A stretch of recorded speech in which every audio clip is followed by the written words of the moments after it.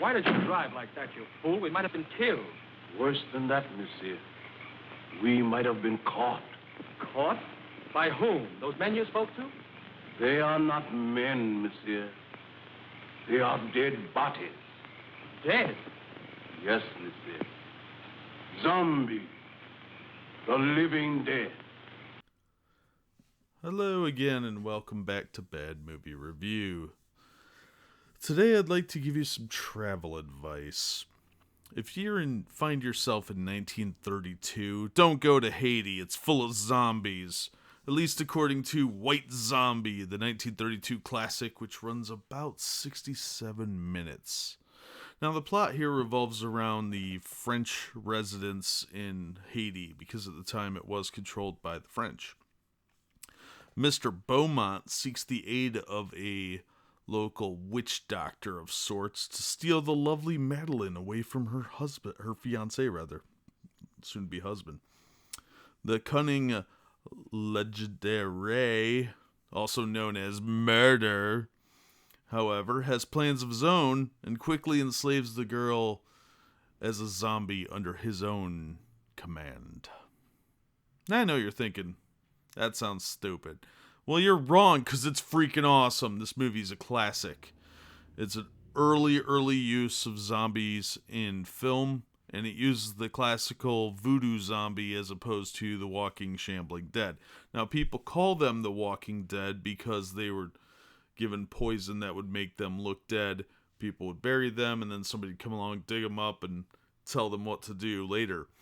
And they're really technically alive. They're not brain-munching zombies. This is not a movie for modern zombie fans, or really fans of modern horror, because it doesn't work like a slasher film. It doesn't have all the excessive blood and gore. It's actually very tame in that respect. It's more of a character-driven, creepy, atmospheric movie, and a lot of modern audiences just don't get it, because they've gotten kind of used to the shock value aspects and the quick jumps and the scares, as opposed to the thinking horror where, like, wow, that's pretty creepy, that could actually happen. So this movie is not going to be for everyone, but if you like an alternative to just the usual rotting corpse zombies, this might be something you should be interested in. And from a historical aspect, older horror movies have a lot more character development, way better stories, because they actually had to have stories instead of just 30 guys shambling around going, brains. That's boring after a while. Most zombie movies now are just all identical, and they're incredibly lazy. This one actually required a plot. Now, the audio quality is a little uneven because it is an incredibly old film. And that vulture noise is going to drive you insane. Other than that, this movie is freaking awesome. And Bela Lugosi's in it too. And he has sweet Eddie Munster hair and an evil eyebrow set. Nothing says evil like pulsating eyebrows and eyeballs staring at you.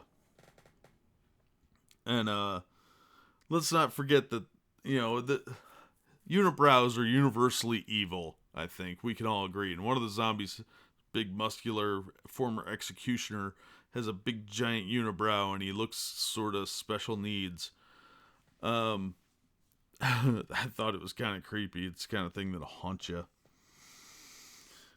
But yeah, so the premise is pretty interesting. It's about what extent people will go to for love and betrayal, and the fiance is driven kind of crazy.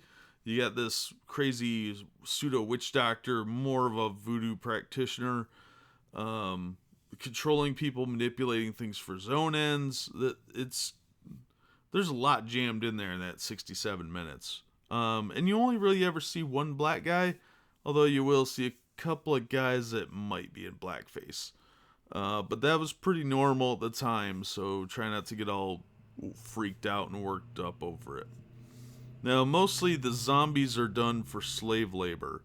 So what he's done in this is something interesting that you don't see in modern zombie films, is the zombies are actually like a workforce. They're effectively slaves harvesting sugarcane. What he's done is he's enslaved other Frenchmen who have wronged him, and the witch doctor that trained him. He enslaved the executioner. He enslaved some local officials, and that's why most of the cast is white. It's explained through he's getting even on people that have wronged him. Like the executioner almost got him, so he got the executioner first. So there's an explanation for everything. You just have to pay attention to the dialogue. Not a lot is able to be shown because of the technology of the time, and while the special effects may look cheesy, they were pretty high end for the time. So the things that are going on are all explained within the context of the dialogue, and if you're paying attention, but you have to pay attention to these older movies.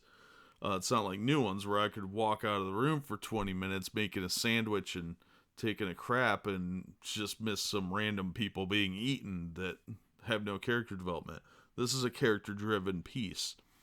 And if you don't like movies like that, where there's a lot of talking and a lot of things going on, then this isn't going to be a movie for you.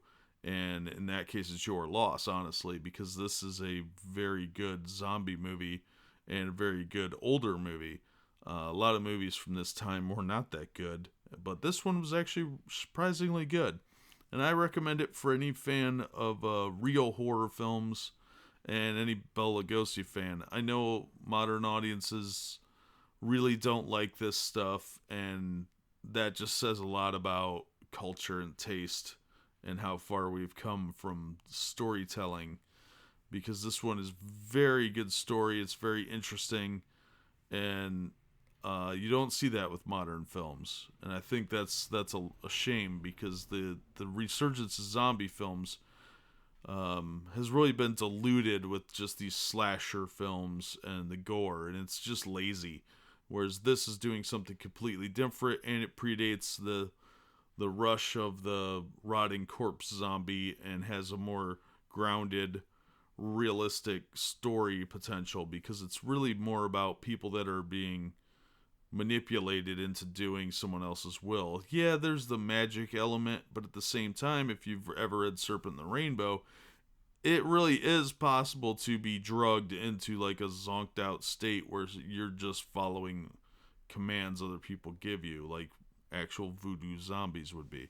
So this is a different take on the zombie film, and I highly recommend that people check it out. It's generally in a lot of multi-packs, and if not, I know it's on most streaming services. It's pretty cheap.